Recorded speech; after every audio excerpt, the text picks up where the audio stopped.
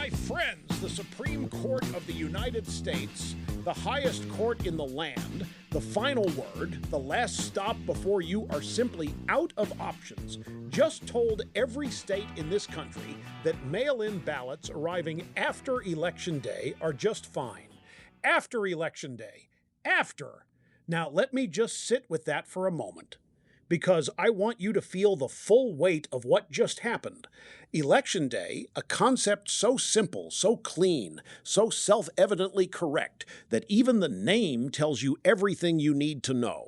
Election Day. One day. The day, not election week, not election fortnight, not the great rolling national ballot harvest of whenever we feel like counting. Day. And yet here we are, folks. Here we are on a Monday morning in the summer of 2026, and the Supreme Court has, with a ruling that Justice Alito himself says opens a Pandora's box of voter fraud, just handed the left another tool to chisel away at the foundation of a clean, honest American election. And who wrote the majority opinion? Well, I'll get to that. And when I tell you, some of you are going to need to sit down. Some of you may already be sitting. Good. Stay there. I'm Rick LeBow. This is Rush Hour, and we are just getting started.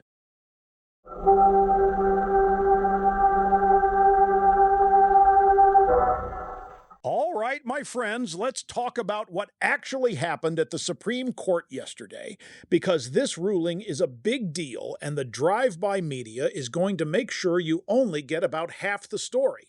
The case is called Trump v. Slaughter, and I love that name. I really do. It sounds like a Western. And what it comes down to is this. The court ruled that states can count mail-in ballots that arrive after Election Day. They did not have to arrive BY Election Day. They just had to be postmarked by it. Now, for those of you in Rio Linda, what that means is you could vote on Election Day, put your ballot in the mail on Election Day, and as long as you did that, your ballot counts, even if it shows up 3 days later. Now, I want to be very precise here, because precision matters when the left doesn't use it. The court did not rule that you can fill out a ballot on Wednesday and mail it in and have it count. That is not what happened. The postmark, the when it was sent, is what matters. But here is the problem, and Alito spells it out beautifully in his dissent. And I have these excerpts right here in my formerly nicotine-stained fingers. The problem is that you cannot always verify a postmark. Postmarks are sometimes missing. Postmarks are sometimes illegible. Postmarks can be faked. And once you open that door, once you say the counting doesn't end on the day, you have blown a hole in the hull of election integrity that no amount of poll watchers is going to plug. Alito used the phrase Pandora's box, and he is right. You open this, you don't know what comes out. You don't know where it ends. Now, I told you I would get to the author of the majority opinion, and here we are.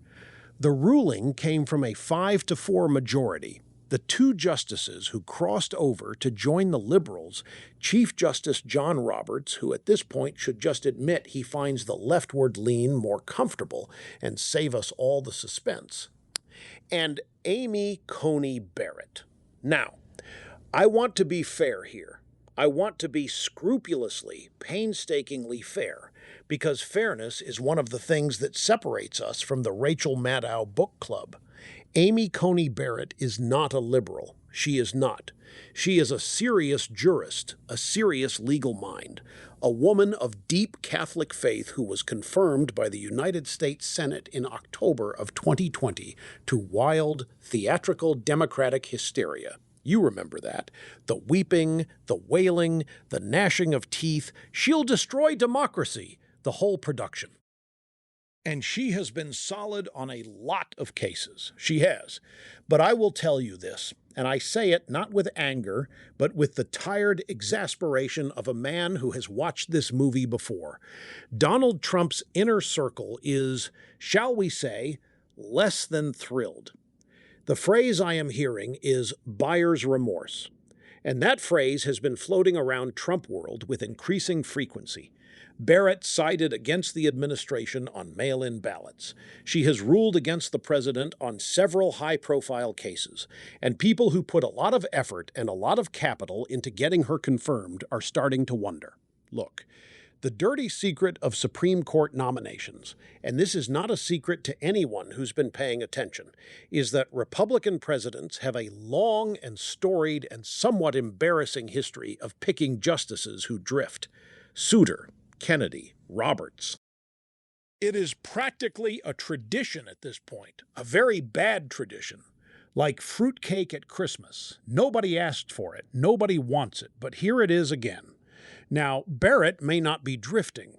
She may genuinely believe this ruling is constitutionally correct. She may look at this and say, legally, the states have the power to set their rules on ballot receipt, and she may be right about that as a matter of pure constitutional theory. But let me ask you something, my friends. Let me ask you this. When a ruling is constitutionally arguable on both sides, and one interpretation strengthens election integrity, and the other one opens the door to chaos, which one should a conservative justice prefer? Justice Alito knows the answer. He wrote it down. He said this screams for the SAVE Act to be passed immediately, now, without delay, so that we have a federal baseline for how elections are run. One standard, clean, clear, verifiable, which is, by the way, something every normal functioning democracy on Earth either already has or is trying to build. France counts their ballots on election night. France, folks. They're done. They know. You can argue about a lot of things with the French, and believe me, I have, but they count their votes on election night like adults, and they are finished. And here is the part I want the SAVE Act conversation to pause on for just a moment, because it's relevant. The SAVE Act, which stands for Safeguard American Voter Eligibility, is the legislation that would require proof of citizenship to register to vote in federal elections. Now, this sounds so obvious that it almost hurts to say out loud. You need proof of citizenship to vote in an election for the leadership of the country. Radical stuff. Wild ideas. The Founding Fathers would have looked at you and said, well, yes, obviously. Why are you asking? But Speaker Johnson is trying to attach it to the Defense Authorization Bill, the big defense spending bill. Very important, has to pass. And he is running into resistance from within his own caucus. Republican holdouts who want assurances from the Senate that the SAVE Act will actually survive over there before they vote for this package. And here is where I have to put on my political strategist hat, which fits wonderfully, by the way, given that I am the all-knowing, all-sensing, all-seeing Maha Ricky, and say, the conservatives demanding Senate assurances are not wrong to demand them. They have been burned before. They have traded votes for promises and gotten nothing. That is a historically documented experience in Washington.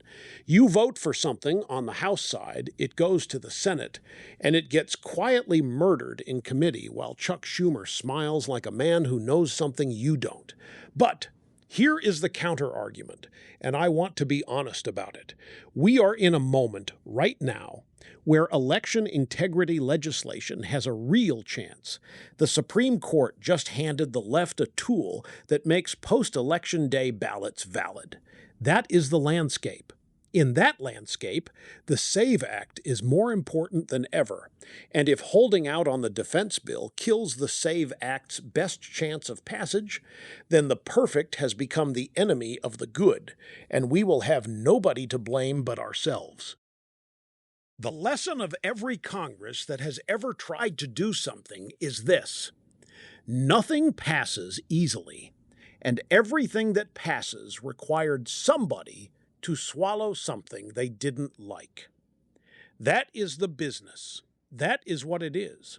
And the question these holdouts have to answer for themselves and their constituents and history is whether the assurances they're getting are worth waiting for, or whether waiting costs us the whole thing. Now, I want to spend just a moment on Alito's dissent, because buried inside it, and it's worth reading, truly, it is worth your time, is a warning about what happens to republics when their elections become unreliable. Not unfair, not rigged, just unreliable. When people stop being sure that the count is clean, they stop trusting the outcome. And when they stop trusting the outcome, you lose the thread that holds the whole thing together. Alito sees this. He is sounding an alarm that I wish more of his colleagues had the ears to hear. The bottom line, my friends, the Supreme Court term is wrapping up. Big rulings still to come on birthright citizenship and transgender athletes in sports. And those are going to be real fireworks. We will cover them here in detail when they drop. But this mail-in ballot ruling is the one I want you to remember this week, because it is the one that most directly affects your vote and whether it actually counts the same as the ballot that arrived 4 days later from who knows where. Don't doubt me on this one. This story is not going away.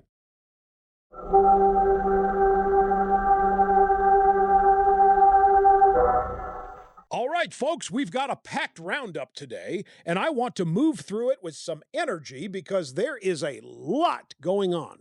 First up, Iran.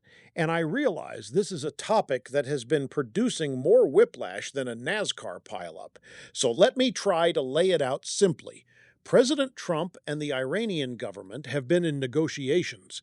There is a memorandum of understanding on the table, some kind of a deal framework, and the general idea is that Iran does not get nuclear weapons and in exchange the United States eases up on some of the economic pressure. Now, Trump posted in all caps, the man loves all caps, and I respect that about him, that Iran had requested a meeting, that it would take place in Doha, Qatar, and that things were moving.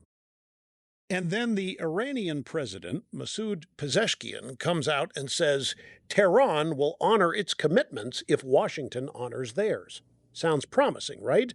Except at the same time, Iran is apparently attacking commercial shipping in the Strait of Hormuz to try to counter a new shipping route that the United States and Oman have been developing. An end run around Iranian leverage. The Iranians don't like this, so they start harassing ships. So, on the one hand, you have Iranian diplomats shaking hands in Doha. On the other hand, you have Iranian forces throwing rocks at tankers in the Gulf. This is the fractured nature of that regime. There are hardliners, there are pragmatists, and they are not always reading from the same hymnal. Which is important to understand when you evaluate any deal coming out of those negotiations, because the man signing the paper may not be the man giving the orders to the Navy. And here is where I have to be honest about the evangelical community in America, which is a big part of Trump's coalition and which is, right now, divided. Some evangelical leaders are praising the diplomatic track. Others are warning loudly that this deal represents a betrayal of Israel. And this is not a small concern. If Iran gets any sanctions relief, any economic breathing room, any legitimacy from a deal framework, they will use some of that to fund Hezbollah and Hamas and anyone else whose business model is the destruction of the Jewish state. That is not speculation. That is what they have done with every dollar of sanctions relief they have ever received. The Obama-Iran deal funded terrorism. We watched it happen in real time. So the evangelical community's concern is not paranoia. It is pattern recognition. I think Trump himself understands that. The question is whether his negotiating team does. The evangelical community is essentially saying, trust the man, but watch the details. And frankly, that is not bad advice for anything in life. Now, there is one more wrinkle I want to mention on Iran because it is badly underreported. The National Review piece on this, and I'll give them credit when they're right, makes the point that the Strait of Hormuz is open not because of international law, not because of some United Nations resolution, not because the World Court in The Hague issued a strongly worded opinion. It is open because of United States military power. America made it open. America kept it open. And the moment Tehran believes America won't use that power, they will close it. That is a simple fact. And any deal that signals weakness on that front is a deal that will cost us dearly. Next in the roundup, and I love this story, I really do. I am having more fun than a human being should be allowed to have. Seattle. The great city of Seattle, Washington, home of the Space Needle, quality coffee, and apparently a pride parade where adults marched naked through the streets in front of children this past weekend. Now, I want to be very precise here because the left will accuse me of mischaracterizing this. I am not mischaracterizing anything. According to the reports, adults were fully unclothed, marching in a public parade, past children who were standing along the route with their families, in the state of Washington. In broad daylight, Washington state has an indecent exposure law. It does. You can look it up. And the question being asked, reasonably by reasonable people, is why that law apparently did not apply to this situation. And the answer you're going to get from Seattle City Hall, if you get any answer at all, is going to involve some combination of the words expression, community, celebration, and pride. And not one of those words is a legal defense to public nudity in front of a 6-year-old. Now, I am not here to lecture adults about what they do in their private lives. Not my department. But the moment you take it outside and put it in front of children who did not choose to be there, who were brought to a parade by their parents, you have crossed a line that I do not think is difficult to identify. The left is going to call this hatred. They are going to say that anyone who objects to children being exposed to naked adults at a public event is a bigot. That is the word they will use. And I want to say something about that, very simply. Protecting children from adult sexuality is not bigotry. It is basic parenting. It is civilization.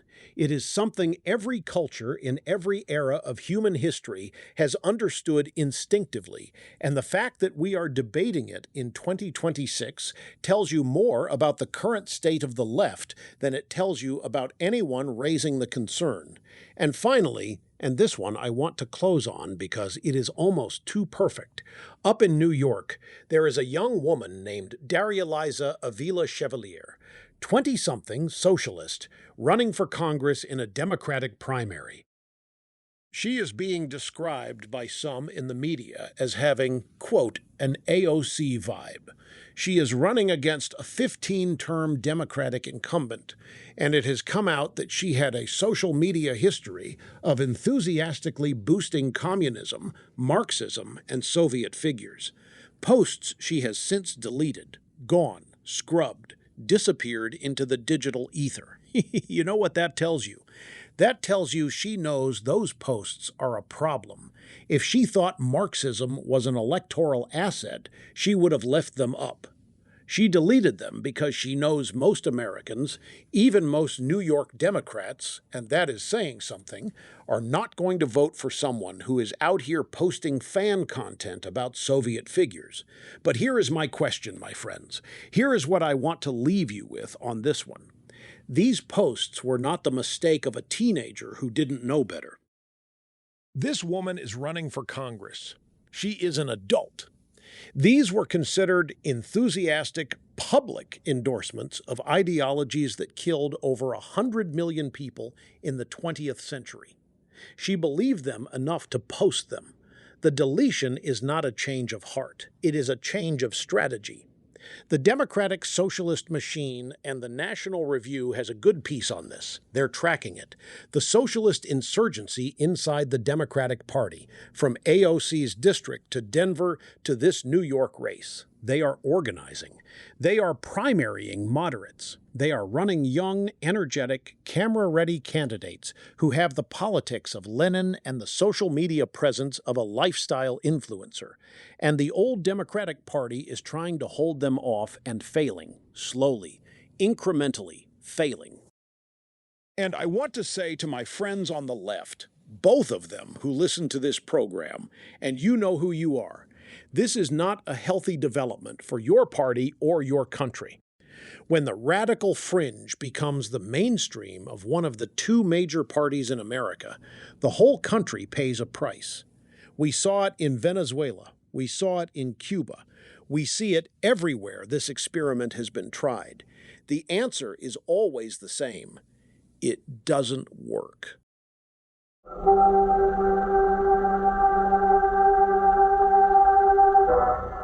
My friends, we are coming up on the end of another rush hour, and I want to leave you with something to think about as you head into your Tuesday. We talked today about election integrity, about the Supreme Court, about Iran, about what happens when public order and basic standards just sort of quietly dissolve while everyone is being told they're not allowed to notice.